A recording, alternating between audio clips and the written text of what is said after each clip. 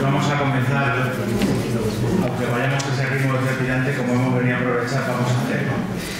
Vamos a presentar a don Alberto José González Chávez, que viene a hablarnos de la última de las figuras históricas de santidad en torno al corazón de Jesús que no han aparecido ya en el programa, que es quizá la de más relevancia, por eso tiene ponencia aparte, Santa Maravillas de Jesús.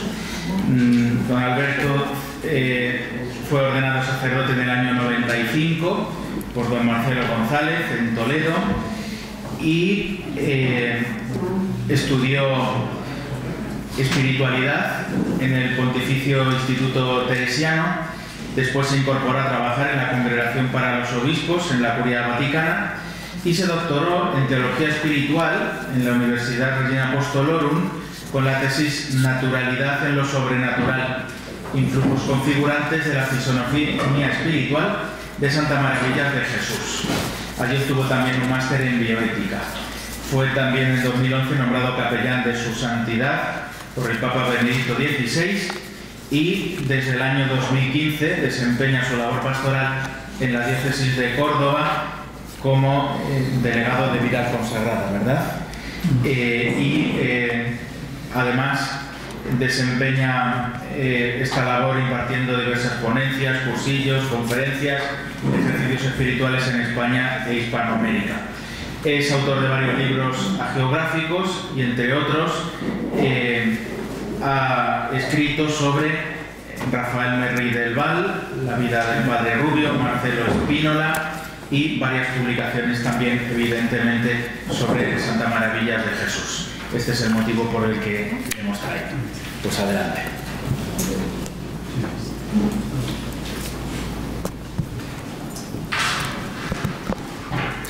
Muy buenas tardes. Saludo con mucho afecto al señor obispo auxiliar. Somos viejos amigos, incluso compañeros de seminario en el Toledo de don Marcelo, en el que siempre todos de alguna manera tenemos algo que ver, siquiera sea por vía de concomitancia. Y saludo a todos ustedes con mucho gusto de estar en este lugar tan santo, tan emblemático y tan significado en este año. Y por hablar de la figura que vamos a hablar, que don Víctor acaba de hacer presente, que merece ponencia aparte porque ha resaltado mucho la Madre Maravillas, el Cerro de los Ángeles. Yo sinceramente no sé ni por dónde empezar, aunque creo tenerlo todo demasiado estructurado, ni por dónde empezar ni cómo seguir, porque al tener que tocar la relación de esta mujer muy singular en la historia de la Iglesia de España y de la Iglesia Universal en el siglo XX, de esta mujer cuyo papel profético tiene una repercusión, creo que todavía no suficientemente ponderada por la inmediatez del tiempo en la vida religiosa, y al tratar, digo, la relación de ella con el Cerro de los Ángeles, o por mejor decir, del Cerro de los Ángeles con ella, pues aparece más poliédrico de lo que pudiera ser la primera impresión el tratamiento del tema. Esto por una parte. Por otra parte, hace muy pocos meses me han pisado toda posibilidad de innovar nada las queridísimas Madres Carmelitas Descalzas de la Aldehuela, con este que empezó siendo un artículo y después se ha convertido en un opúsculo, pero el diminutivo latino no le quita importancia a la factura de la obra, porque siendo de confección monjil está muy bien hecha esta investigación, un deseo del corazón de Jesús, y trae detalles, datos, informaciones inéditos hasta el momento, muy sabrosos y muy curiosos y muy sorprendentes. Claro, este librito es tributario también de otros estudios anteriores muy dignos de ser notados, que salieron de aquí, del Cerro de los Ángeles, de la pluma de una madre insigne que murió, creo que ahora hace 2 años, en mayo hará 2 años, la Madre Paloma de Jesús. Ella no firmaba sus libros, como las carmelitas no firman, y son carmelitas descalzas del Cerro de los Ángeles, y otras veces Pri Palmari, otras veces María de Alvarado, en fin, seudónimos que se iba inventando. La madre Paloma era de familia de diplomáticos, una mujer muy culta, y murió a los 97 años. Yo mantuve con ella conversaciones largas e interesantes en el locutorio, y era de aquellas mujeres de personalidad arrolladora. Y entonces escribió, aparte de tener no poca responsabilidad también en la elaboración de la biografía insuperable de la Madre Maravillas, que es Si tú le dejas, que está hecha a la limón por estos conventos suyos. Aparte, pues ya más adelante escribió Lámpara Viva, que es un libro donde se recoge mucho de la fundación del Carmelo del Cerro. Y ahora, como digo, las Madres de la Aldehuela pues han publicado este libro, que es muy interesante. Yo, perdonen la autocita, estudié el tema en la tesis doctoral a que han aludido, y lo estudié lo más científica, documentadamente que se pudo, pero por tanto digo, ya está un poco el tema casi absolutamente cincelado. Por lo tanto, yo no me voy aquí no voy a pretender lucirme con descubrimientos del Pacífico como los que pudo haber hecho, y a mí me hubiera gustado mucho haber estado, mi condiscípulo, el doctor Miguel Ángel Dionisio Vivas, que ayer tuvo aquí mismo una conferencia sobre el padre Mateo Crowley. Yo le llamé antes y después porque le encontré un mérito enorme, puesto que es una figura inexplorada para la cual hay que bucear en hemerotecas y en biografías que se puedan adquirir en librerías de viejo y estén desencuadernadas. No es mi caso, pero sí puede ser el ofrecer alguna angulatura de la aportación de la Madre Maravillas al Cerro de los Ángeles.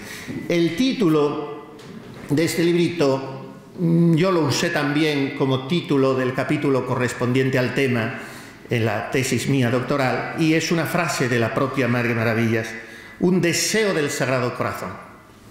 O sea, creo que desde un planteamiento que podríamos llamar sin fatuidad alguna la pretensión de teología de la historia, habría que partir de aquí, siempre moviéndonos, por sabido se calla, en el ámbito de las revelaciones privadas, pero una revelación privada que viene avalada por una canonización de la Iglesia y por todos los frutos de santidad que este Carmelo viene dando hace pues casi 100 años, porque se cumplirán los 100 años el año 24, el centenario. Un deseo del Sagrado Corazón.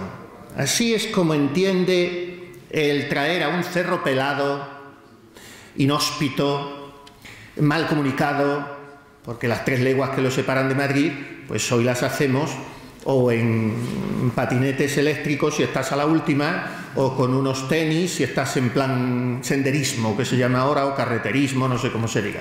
Pero entonces, que la gente iba de romería a comerse la tortilla de patatas con la corbata y los zapatos de cordones, pues venir de Madrid aquí no era lo mismo. Y por tanto era un lugar poco halagüeño para establecer aquí un Carmelo. El mismo monumento era poco atractivo. Había sido levantado, España se había consagrado ante él por boca de su monarca, Alfonso XIII, y nunca más. Por tanto, era una quijotada el traer aquí carmelitas descalzas. Y, sin embargo, se lleva a efecto, se vencen todas las resistencias, que no fueron pocas, porque era un deseo del Sagrado Corazón. Vamos a ver cómo reza el documento al que podemos acudir, el documento primigenio, redactado por una monja del Escorial, ahora explicaremos por qué, donde se consignan los inicios de esta fundación. Por junio de 1923, de manera que inclusive las fechas en su exactitud quedan un poco difuminadas, por junio de 1923, el Corazón de Jesús inspiró a una religiosa, la hermana Maravillas de Jesús, carmelita descalza en el convento del Escorial, la idea de fundar un convento en el Cerro de los Ángeles, con el fin de acompañar al corazón divino en su soledad y de pedir e inmolarse por la salvación de las almas, especialmente por la salvación de nuestra España querida. Hay un par de detalles o tres que después volverán a relevarse en un billete más breve todavía, que nos dan la clave de esa, que vuelvo a atreverme a llamar, teología de la historia que subyace en esta fundación. Es una petición de Jesucristo, según esa metonimia o sinécdoque que se viene usando hace 3 siglos, el corazón de Jesús, la parte por el todo. Es una petición expresa de Jesucristo con una doble finalidad: acompañarle a Él y a Él en su soledad, y pedir, no tanto pedir, se va más allá, pedir e inmolarse por España. Habrá que esperar a que muera la Madre Maravillas en 1974, aquí al lado de la Aldehuela, 50 años después de fundar este monasterio, y habiendo llenado una vida de fecundidad en cuanto a las fundaciones y a la obra que produjo, habrá que esperar, digo, esa media centuria para que aparezca un billete. Lo mismo que aparecieron todas sus cartas de una importancia para la literatura mística extraordinaria, todas sus cartas al padre Torres, su director espiritual, una figura egregia que está aquí enterrado en el Carmelo del Cerro, fue su director espiritual. Esas cartas las guardó todas, porque hubo un cruce epistolar enorme entre la Madre Maravillas y él, y él guardó todas las cartas de ella y se las encomendó su custodia a otro padre insigne, de familia insigne de jesuitas, el padre José Antonio de Aldama, y estas cartas aparecieron como un tesoro después de la muerte de la Madre Maravillas. Pues lo mismo sucedió con este billete pequeño que está redactado, o al menos está escrito, la caligrafía es de la Madre María Josefa del Corazón de Jesús, y que estaba como un poco, no sé si decir, traspapelado, mezclado, con papeles diversos concernientes a la fundación del cerro. Como era un billete, ahí había un poco quedado, y es misterioso, porque reza así: el C, puntos suspensivos, se representó. Esa C es con mayúsculas, CE, el C se representó. Y claro, el C es el cerro. El representar podía llevarnos mucho tiempo e incluso introducirnos por vericuetos alambicados, que no es lo que debe ocuparnos ahora, porque pertenece al orden de las revelaciones místicas. Fue locución, fue visión. Si fue visión, lo fue intelectual, lo fue imaginaria, fue inspiración insistente, se representó. Por lo tanto, el vocablo es sabio porque deja amplitud para su interpretación. Vio maravillas de Jesús el cerro, como lo han presentado en algunos cuadros o estampas, según ese romanticismo hagiográfico que nos gusta practicar a los que no entendemos de esas cosas. Lo vio, bueno, el cerro se representó. Punto y seguido. Aquí quiero, ya no siguen ni comas, ni comillas, ni dos puntos. Sin solución de continuidad, se entiende que esa representación del cerro encierra la explicitación del deseo de Jesucristo. Y entonces se entiende como tal, como un unum.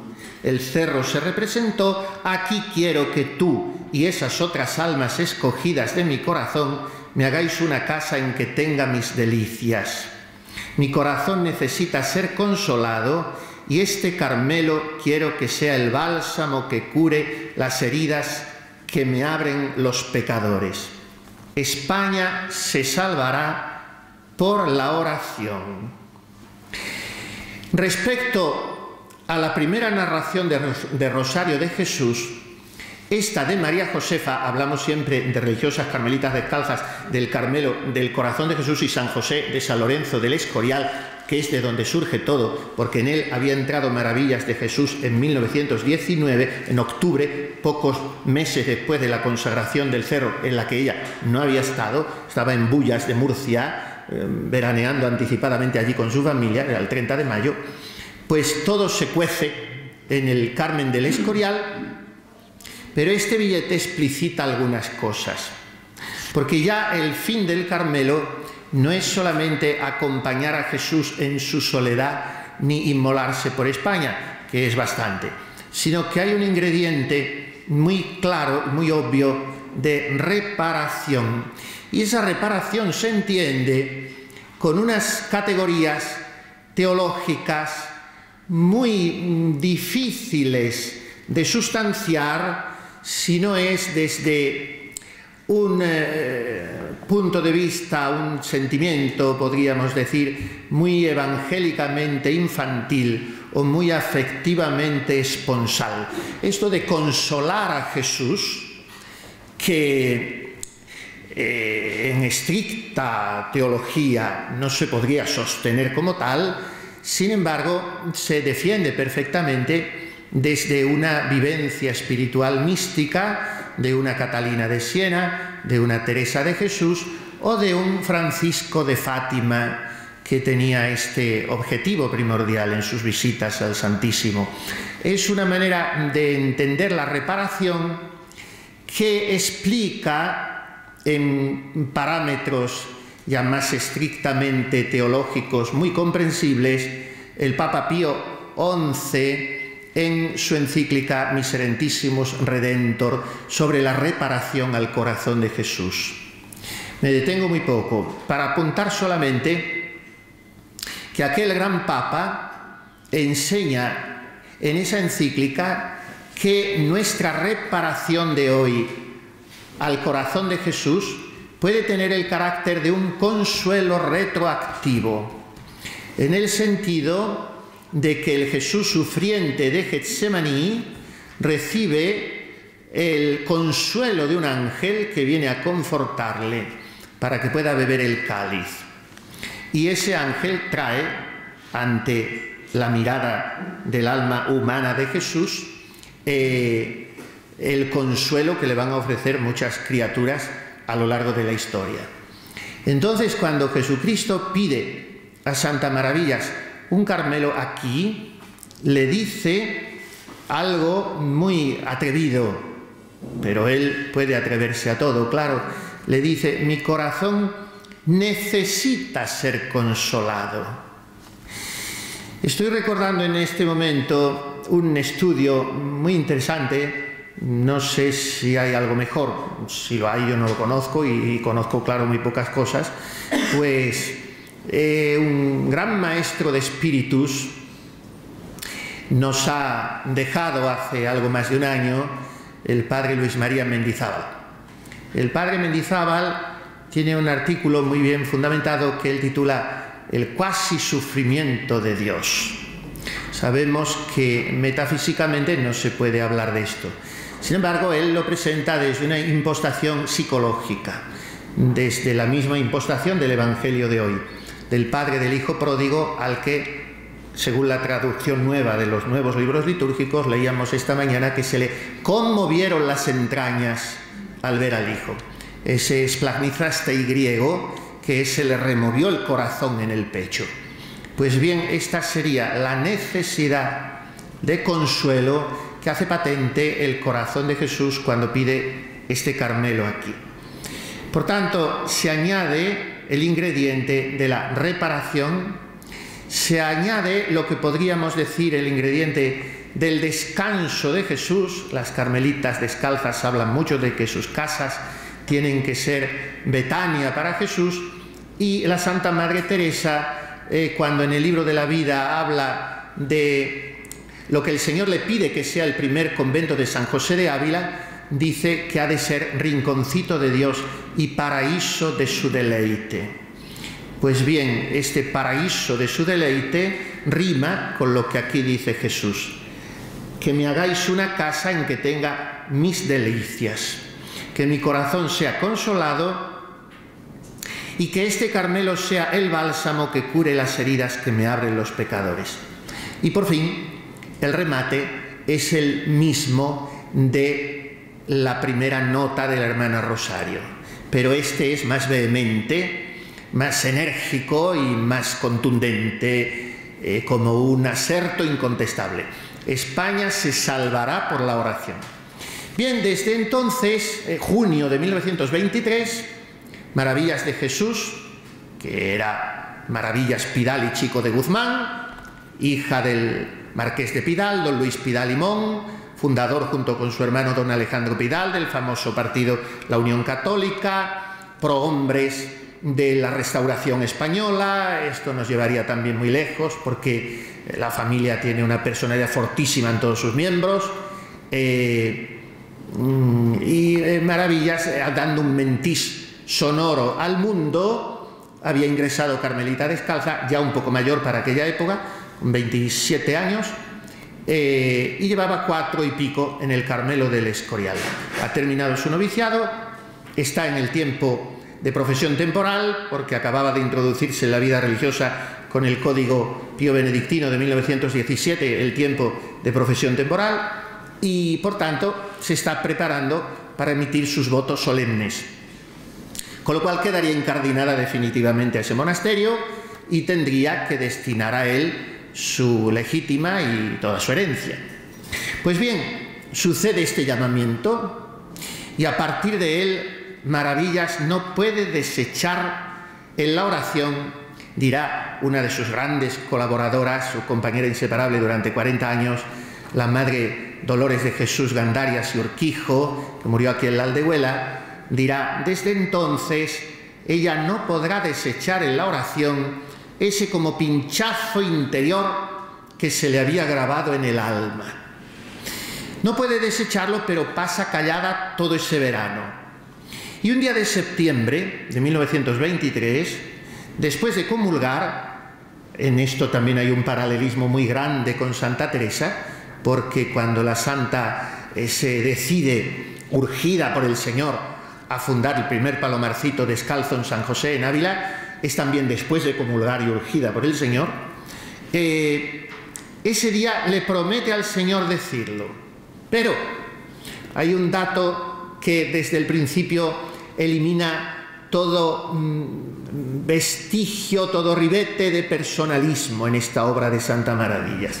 Ella promete al Señor decirlo, pero sin pasarle por la cabeza ir ella a la fundación, porque ella había entrado en el Carmelo muy ajena a fundar y por tanto siente que el corazón de Jesús desea que una casa, ya hemos visto con qué características, pero no será ella ni mucho menos la piedra fundamental de esta casa. Como decimos, está próxima a su profesión solemne, ella debe disponer de su herencia paterna y piensa que su colaboración se reduciría a financiar la fundación, al menos en gran parte, teniendo en cuenta lo pingüe de la herencia según la familia de la que estamos hablando. Años después, en carta de 1933 al padre Torres, confesará lo mucho que se resistió. En cuanto iba a la oración, notaba que el Señor lo quería, y yo sin querer hacer nada, con 1000 pretextos, hasta que ya un día en esta lucha, después de la comunión, prometí al Señor consultárselo al padre López en vez de dejarlo como hasta entonces. El padre López era su director espiritual desde niña, lo siguió siendo, lo era cuando ella entró en el Carmelo y murió poco después de su entrada. Y es entonces cuando ella, recién hecha priora sin esperarlo ni de lejos, suplica la dirección espiritual del padre Alfonso Torres, como decimos, una figura colosal de la espiritualidad española, la máxima cima de la oratoria sagrada en la primera mitad del siglo XX le califica nada menos que don José María Pemán, y a este padre Torres ella le pide la dirección y entonces, hemos dicho antes, el intercambio epistolar será abundantísimo e interesantísimo. El 6 de septiembre de 1923, el Señor se sirve de Rosario de Jesús para despertar a la hermana Maravillas, que no había dicho nada ni hecho nada respecto a la moción interior recibida en junio. Esta es la narración. Inspiró a otra religiosa, de esa crónica, podríamos llamarla, de Rosario de Jesús. Inspiró a otra religiosa cómo desearía que para prepararse a la renovación de votos, las carmelitas renuevan sus votos el 14 de septiembre, estamos a 6, desearía al Señor que se retirase en espíritu al Cerro de los Ángeles y que allí acompañase su corazón tan solo y abandonado. Y al mismo tiempo le dio a entender cómo quería que en este retiro la acompañase la hermana Maravillas de Jesús y que se lo dijese, porque, comillas, quiero que tú y esa otra religiosa os inmoléis continuamente por la gloria de mi divino corazón. O sea, entran en juego una especie de esas que llamamos diosidencias, porque son coincidencias de Dios, y él le inspira a esta Rosario de Jesús, que tiene que hacer un retiro viniéndose aquí sin salir del Escorial, o sea, en espíritu, y que se lo diga también a Maravillas de Jesús, y que hagan las dos lo mismo. A partir de entonces, todos son llamadas apremiantes de lo alto.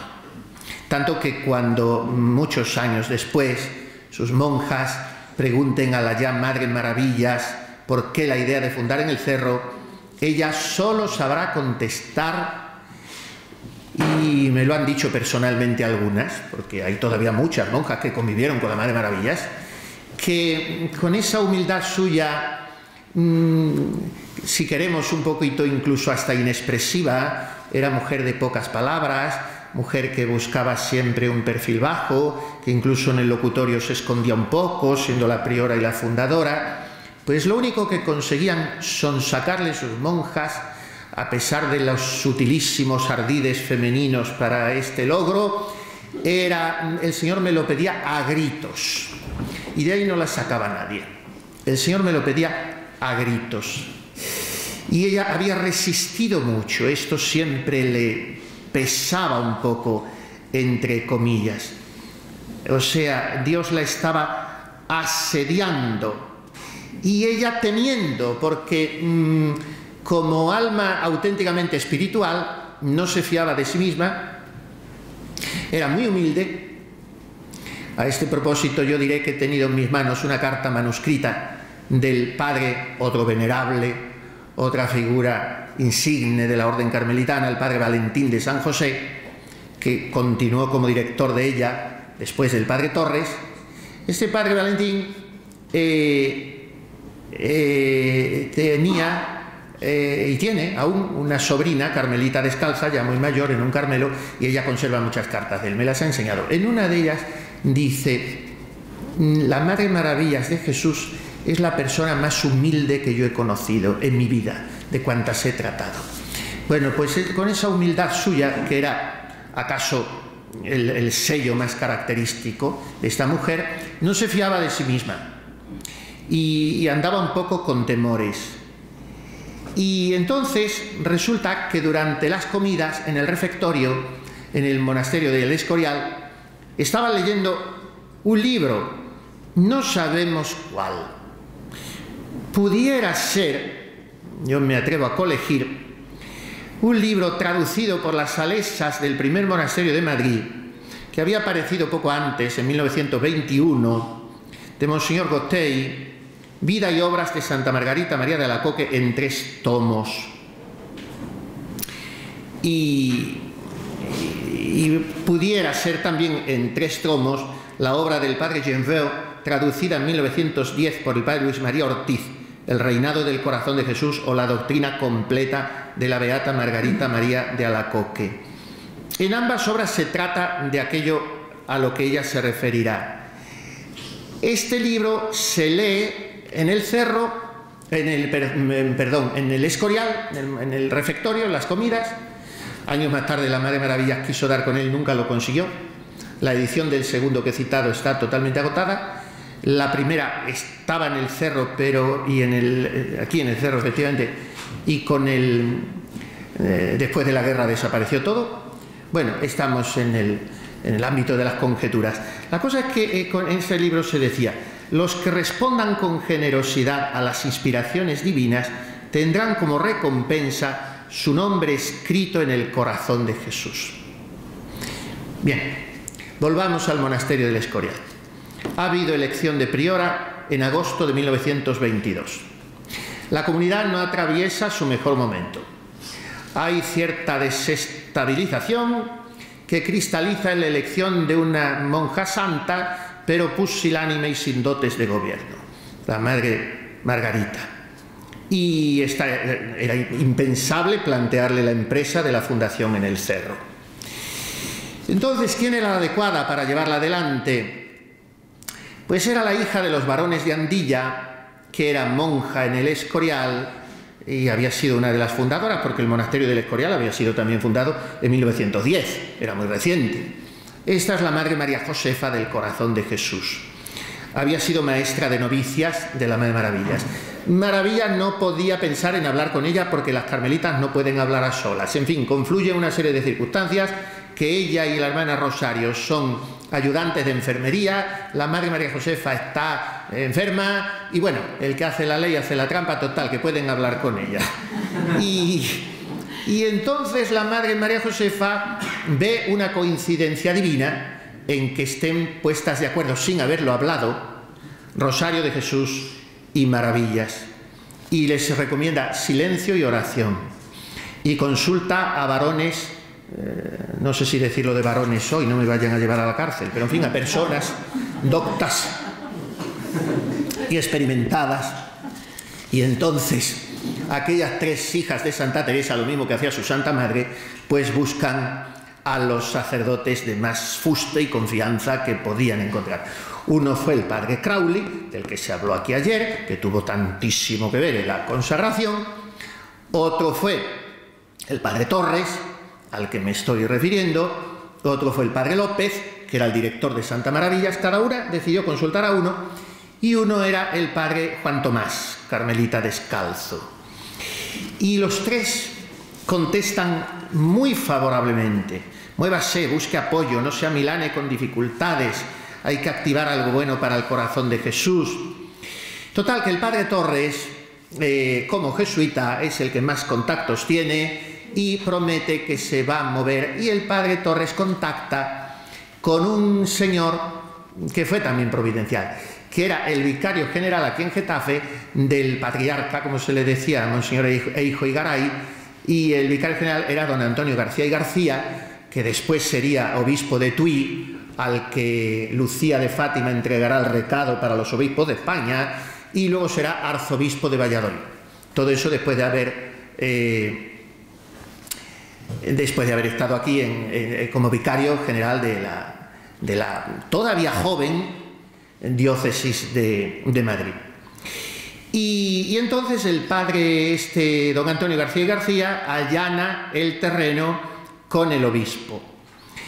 Empieza desde entonces a haber dificultades. Se corre la especie falsa de que el Carmelo se plantea a espaldas de la orden, y que si no tiene el plache de los carmelitas, desde luego es que ellas no serán carmelitas. Esto no se había pasado por la cabeza de ellas, pero fue también providencial que fue elegido por entonces un provincial, el padre Narciso de San José, que también las apoyó.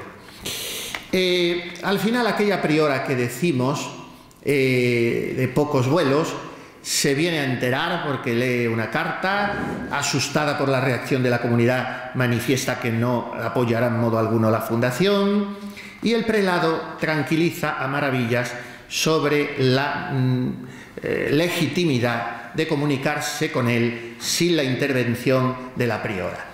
En esto llegamos al 7 de mayo, estamos ya llegando, de 1924.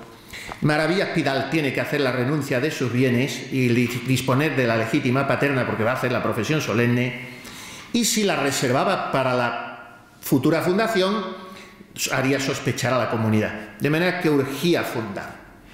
Y entonces los carmelitas descalzos se ponen a ayudar, porque ven que es un proyecto interesante para la orden, para la gloria de Dios, claro. Y un padre Epifanio alquila en Getafe una casita desde donde seguir la construcción del convento. Y este Epifanio del Santísimo Sacramento, pues si era necesario incluso aparecería como comprador él mismo. Y informan, como decimos un poco sottovoce, pero con total licitud, porque le había dado todas las bendiciones el obispo, a Maravillas sobre los trámites. Se retrasa un poco la profesión de ella, y porque la comunidad viene a saber que por fin va a cristalizarse esta fundación.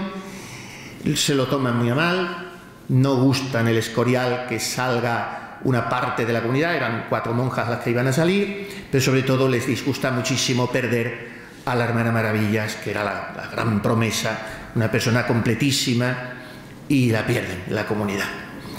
Y el nuncio da la licencia el 8 de mayo, el obispo escribe a Maravillas el 12, adjunta, esto es muy simpático, un croquis de la casa de Getafe hecho por el mismo obispo, porque estaba con la ilusión de un niño, y todos son a felicitar a Maravillas y a sus hermanas. Es muy bonita la narración, yo estoy llevando otro itinerario en la mía, pero en fin, la narración de la salida del Escorial, del viaje hasta aquí y de la llegada aquí, es deliciosa en este librito de las Madres de la Aldehuela.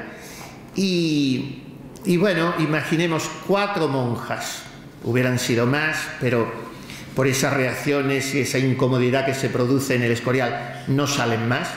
Pero las 4 que salieron valían por 40, porque claro, una era Maravillas, otra era la Madre María Josefa, que había sido fundadora del Escorial, de una familia también muy significada y con muchos contactos. Otra era esta Rosario de Jesús, una monja de mucho valer, que poco después irá como fundadora a la India, en la fundación de Kottayam, que saldrá de aquí del Cerro de los Ángeles. Y la cuarta era hermana carnal del padre Silverio de Santa Teresa, la hermana Josefina.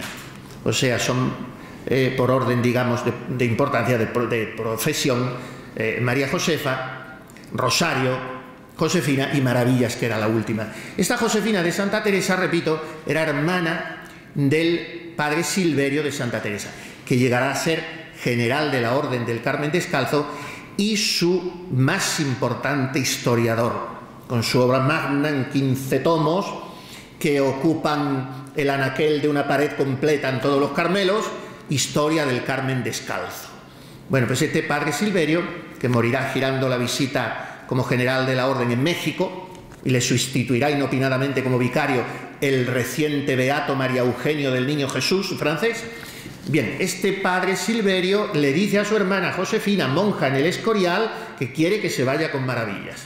Y se vienen las 4 monjas, traídas en coches por sus familiares desde el Escorial en una tarde de lluvia torrencial, y llegando al cerro brilla el arco iris y ellas se postran a rezar ante el monumento del Corazón de Jesús, y después suben aquí a la ermita de la Virgen. El obispo está allí a recibirlas, les exhorta a ofrecerse en la patena de las manos de la Virgen como hostias vivas al Corazón de Jesús, y se van a la casita de Getafe las 4. Y todos aquellos triunfalismos de recibimientos, bajándose de los coches buenos en los que venían, y el arco iris y las capas blancas y el obispo recibiéndolas, pues se pasa cuando llegan a la casita de Getafe, que era eso, una casita. La marquesa de Pidal, marquesa viuda de Pidal, la madre de la hermana Maravillas, pues les ha regado la casa de flores, de pétalos de rosas. El obispo dice, ahora van a tener ustedes trabajo en recoger, en fin, la tosquedad masculina frente a la sensibilidad femenina. Y le ha regado de flores todo, pero lo que es cena no tienen. De manera que se acuestan sin cenar, sin luz, en una precariedad tremenda, y al día siguiente se levantan y se presenta el obispo a decirles la primera misa en esa casita, y nombra presidente, porque no tenían quórum como para nombrar priora, El presidente es una figura jurídica de menos entidad que la de priora, y nombran a la Madre María Josefa como era la candidata natural. Y enseguida el general de la orden, Guillermo de San Alberto, les manda la bendición. Y hay una cosa aquí muy interesante, yo no me puedo detener porque no sé ya el tiempo que llevo, pero el hablar no tiene fin. Ustedes están atentísimos, están sin toser, ni moverse, ni nada. Yo les agradezco esa actitud. Yo estoy ya terminando. Esto solemos decirlo los curas cuando falta tanto como lo que llevamos. Entonces, para que se hagan idea. Entonces, bueno, intentaré resumir lo que pueda. Total, que hay aquí una cosa muy interesante que viene muy explicitada aquí en este libro por primera vez, que es la historia de la ubicación de este Carmelo. Porque la intencionalidad primigenia para su ubicación era donde estamos nosotros. Aquí hubieran estado ellas a estas horas cantando la salve, que es lo que están haciendo al ser sábado a las 6 de la tarde. Y están allá abajo. Y el adosar el convento a la ermita de Nuestra Señora de los Ángeles, donde una piadosa tradición afirma que paró San Juan de la Cruz camino de Andalucía, pues era un sueño dorado muy propio de carmelitas, que es la orden de la Virgen por excelencia. Entonces ellas serían las capellanas de la Virgen, sus custodias, sus guardianas, sus centinelas, todo lo que queramos. Pero no lo fueron, porque no se pudo entonces, y yo me siento no poder adentrarme en eso, ni se podrá cuando esté tan cuajado el proyecto después de la guerra, porque claro, el convento los rojos lo dejaron pues como dejaron todo lo que tocaron, entonces y todo lo que tocan, entonces ¿qué pasa? Que era muy difícil reconstruirlo, muy difícil, y se piensa que era más práctico hacer uno nuevo, respondiendo mejor a las exigencias de un Carmelo descalzo al que no responde ese en el que viven. No responde en el espíritu al 100%, pero en su materialidad la Madre María Josefa era un poco megalómana. Y entonces estaba entusiasmada con hacer un Carmelo que se pareciera más a abadía benedictina que a un portalito de Belén donde quepan 13 pobrecillas como Cristo y los apóstoles, que cualquier rincón les basta, dice Santa Teresa en el Camino de Perfección, de manera que haga poco ruido al caerse el día del juicio. Un Carmelo, dice ella. Bueno, piden los planos, esto sí es cierto, a Malagón. Malagón es el único Carmelo, tercera fundación teresiana, de las 17 que plantó en España, luego quedaron 15 porque 2 se cerraron, y Malagón es una historia muy interesante. Vamos a hacer un paréntesis porque esto de los temas transversales se lleva ahora mucho.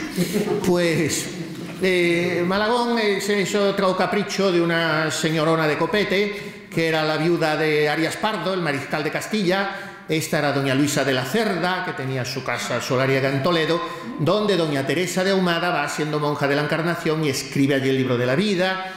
Bueno, doña Luisa, como todo el que trataba a Teresa, se queda prendado porque era robadora de corazones, Teresa de Jesús. Total que de ahí vuelve Teresa a Ávila, empieza la reforma inmediatamente. Se queda 5 años tranquila en el que pensaba que sería su único convento, San José de Ávila. A los 5 años pasa por allí el general, Fray Juan Bautista Rubeo de Rávena, y le dice: cara filla, este monasterio es una reproducción de los primeros padres del Monte Carmelo. Yo le mando fundar tantos conventos cuantos pelos tiene en la cabeza. Y se echa con las carretas Teresa de Jesús a medir los caminos de España y se le quedaron cortos los 15 años en los que estuvo fundado, teniendo en cuenta que 3 de ellos estuvo inutilizada como priora de la Encarnación. Bueno, pues y dice ella: ¿por dónde empiezo? Pues voy a empezar por la ciudad de las más cosmopolitas y comerciales y sociales de Castilla, que era Medina del Campo. De manera que Medina fue su segunda fundación. Y cuando todavía estaba engolfada en los avatares de la fundación medinense, le dice doña Luisa de la Cerda que tiene que venir a su señorío de Malagón y fundar allí un Carmelo. Y Teresa dice: pues mire, en Malagón no hay quien nos dé limosnas. Si no vivimos de limosnas, tenemos que tener renta. Yo he dicho que renta no quiero. Luego, además, allí, ¿qué pescado va a llegar a Malagón, en el centro de la Mancha? Sardinas y arenques en sal, pero aquello será salmuera. ¿Qué hacemos? ¿Comemos carne? Total, un debate hasta que ya Santa dice, bueno, aflojaré ciertas exigencias y fundaré allí. Funda Malagón. Las mete doña Luisa de la Cerda en una casa suya, capaz, bien, tal, pero una casa sin condiciones de convento. Y le dice, el convento comprometida a hacerlo, cuanto antes que pasaron 10 años, 11 años. Y a los 11 años, Teresa de Jesús, en una de sus venidas a Toledo, se hartó y le dijo a doña Teresa, mire, la cito en el locutorio de la calle Núñez de Arce de Toledo, que estaban entonces ellas, y allí fue doña Teresa y se encontró que estaba allí el escribano, el arquitecto y todo el mundo preparado por Santa Teresa a firmar las escrituras y a comprometerse a hacer el convento de Malagón.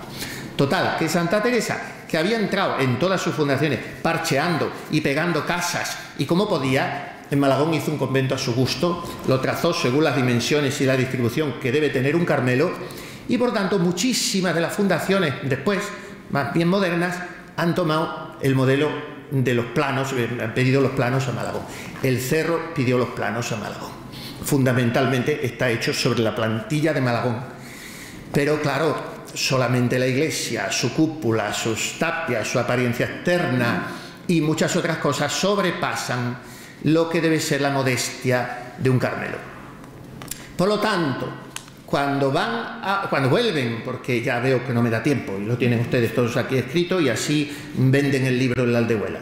Entonces, cuando ellas vuelven de la guerra, fue una proeza enorme, después de haber pasado 11 meses metidas en un pisito pequeño, 20 y tantas personas, porque eran las 21 monjas, más la madre de una de ellas, más 2 que recibieron de huéspedes, en fin, y la mejor habitación para el Santísimo Sacramento, y ellas midiendo las baldosas en el suelo para ver dónde cabían al acostarse, y cuando vuelven, recién liberado Madrid, pues la reconstrucción se presentaba como una proeza hercúlea, y entonces se replantea la posibilidad de adosar el convento a la ermita, y se replantea con tanta fuerza que se hace el convento.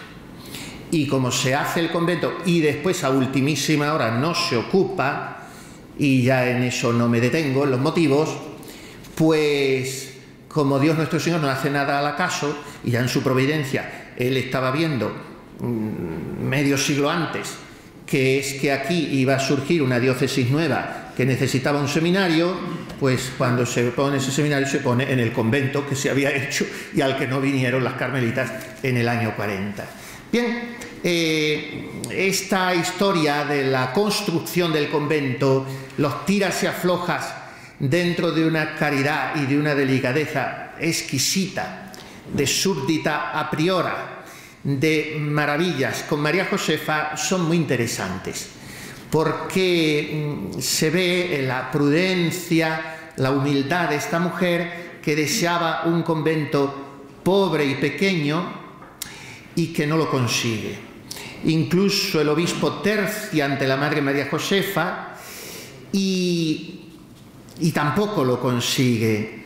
Entonces llegará a decir la Madre Maravillas, preferiría esta casita para toda la vida a tener un convento que no fuera como nuestra Santa Madre Teresa lo quiere, la casita de Getafe. El gobierno inicial de aquella Madre María Josefa, que era aparentemente una persona muy capaz y una mujer muy de mundo, fue un gobierno pésimo. Ella cometió una imprudencia mayúscula al firmar un documento casi en blanco que un casi desconocido le llevó al torno. Aquello pudo haber llevado a consecuencias verdaderamente funestas. Los superiores se aterran, las monjas no saben qué hacer, ella queda un poco desautorizada y la situación se bloquea. Es muy interesante hacer notar estas cosas en las obras de Dios, porque esto significa que Él sobrepasa todos los escolios humanos y se los salta y los vence y saca bienes de los males. Y entonces, en octubre de 1925, el prelado Eijo-Igaray se presenta en el cerro, en la casita de Getafe un día, y a maravillas de Jesús, que acaba de hacer su profesión, la nombra maestra de novicias. Claro, aquello es un golpe de timón muy evidente y unos meses después la Madre María Josefa presenta su dimisión al obispo y en junio, a finales de junio de 1926, el obispo designa presidente de la comunidad a Maravillas de Jesús, que tiene solamente 34 años de edad y 2 de profesión. Se pasó llorando 8 días. 8 días. Ella le escribe al padre López que había perdido, su director espiritual todavía entonces, que había perdido toda la felicidad que siempre he gozado y he pensado si será que estoy perdiendo mi vocación de carmelita. Y el jesuita, con un rápido discernimiento ignaciano, le responde: no, hija mía, esta vocación la tienes completa, pero lo que no la tienes es de priora. Y bueno, el discernimiento fue pacificador, pero no fue visionario, no fue profético, porque tuvo una vocación de priora insuperable. Y bien, viene después, estamos en el año 1926, viene el traslado al Carmelo ya terminado del Cerro. El traslado tiene lugar tras 2 años en la casa de Getafe y vienen unos años de lo que podríamos llamar sedimentación, que son los años de 1926 a 1931. Un poco ya a partir de este tiempo, digamos, el padre espiritual de la comunidad es el jesuita Alfonso Torres. Les predica ejercicios, les atiende espiritualmente con mucha frecuencia, mientras van tomando un cuerpo cada vez más negro y más preocupante en España los problemas externos de la política. Y mientras también se van haciendo cada vez más acuciantes y más dolorosas las borrascas interiores de la Madre Maravillas. En este tema tampoco puedo entrar porque, como decía al principio, es poliédrico el tratamiento de este título, La Madre Maravillas y el Cerro de los Ángeles. Pero podríamos entrar desde una óptica de teología espiritual en el estudio de un itinerario espiritual de la Madre Maravillas que aquí, en el Cerro de los Ángeles, empieza a tomar todos los caracteres de la noche oscura que describe San Juan de la Cruz en la subida del Monte Carmelo y en la noche oscura del alma, caracteres que no se desdibujarán del alma de la Madre Maravillas hasta que muera el aldehuela. De manera que estamos hablando de 40 años de noche oscura. Un caso muy semejante, cada alma es un alma, y por maravillas se encontrará una que en la mitad de su camino coincida con otra, dice San Juan de la Cruz, pero un caso muy semejante al de la Madre Teresa de Calcuta. Como digo, la historia interior de la Madre Maravillas es muy oscura, muy sufriente y muy luminosa al mismo tiempo, según esa divina paradoja que el artífice de las almas sabe labrar en ellas.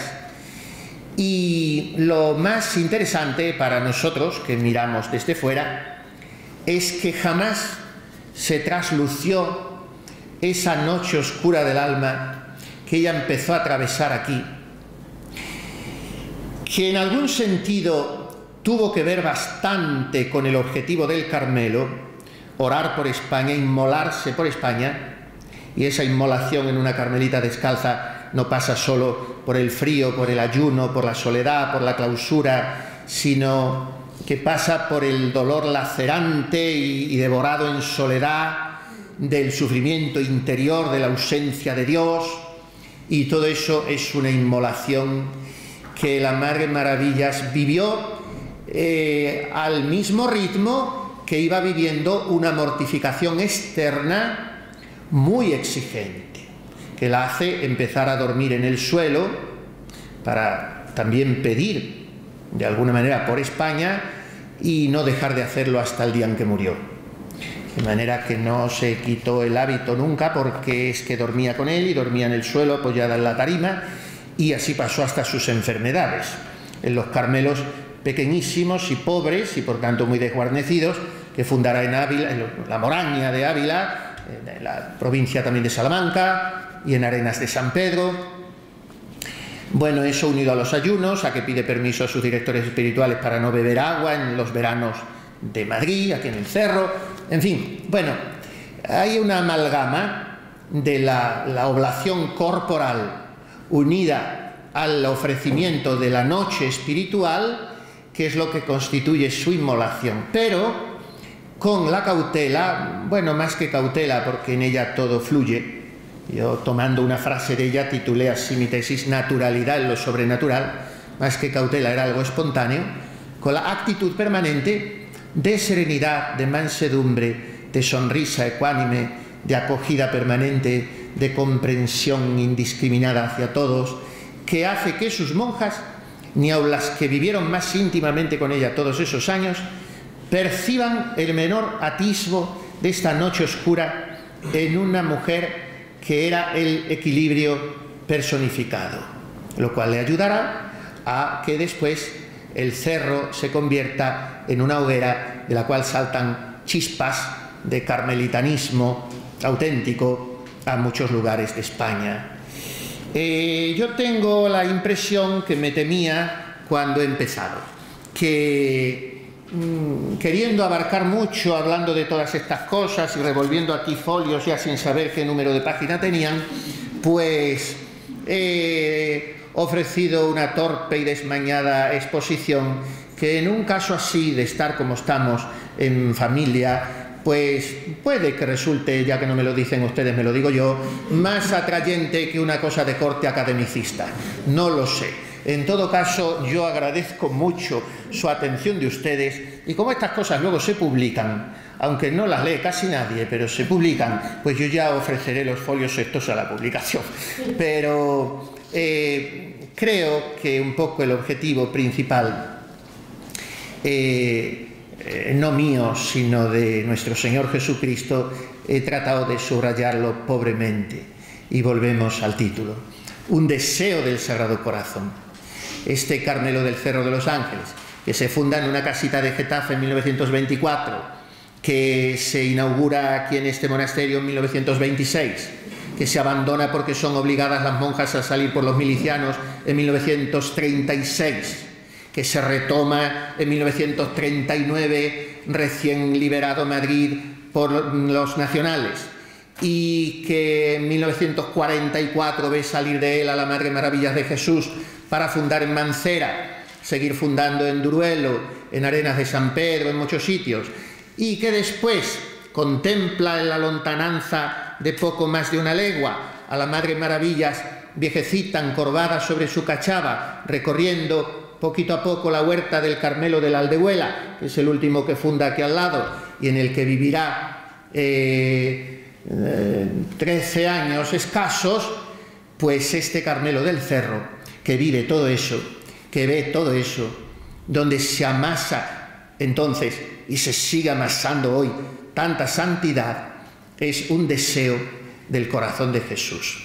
Y ese deseo es el de que sea ese puñado de mujeres ahí escondidas, pues una lámpara viva y una permanente, constante, ininterrumpida inmolación por España.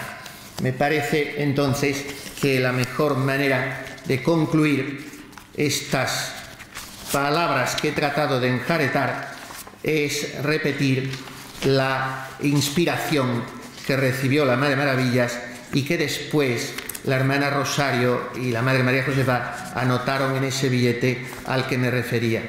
El cerro se representó.